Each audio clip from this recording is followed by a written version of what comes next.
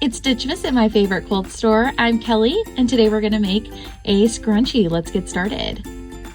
So first off, what I'm going to do is I'm going to get my ruler. I'm going to get my fabric that is 44 by 45 inches, and I am going to cut it to size. Now this can vary depending on how large you want your scrunchie, but I like to do around 4 inches, if not a little bit bigger.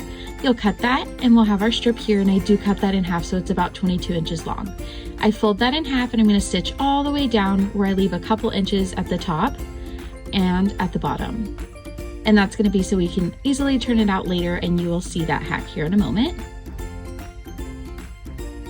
I love to take a safety pin and I pin it to one end and I tuck it in and I go all the way to the bottom. It's a little bit of finagling, but once you get to the bottom, you will pull that out and now you have a strip. I like to iron it just to make it flat, and I take an 8-inch strip of elastic and again take my safety pin and go all the way through until I get both ends out, and I can either tie these together or you can do a stitch across, whichever is easier for you. I like to take my safety pin and go underneath my sewing machine, holding it on one end and getting that stitch here.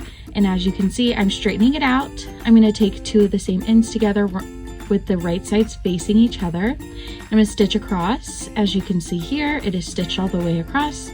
And we're going to just take off those clips and pull it tight. And now all you have to do is add your 1/4 inch seam allowance by just tucking in those sides there. I do like to clip it just so I make sure there's no shifting while I am putting this under my sewing machine.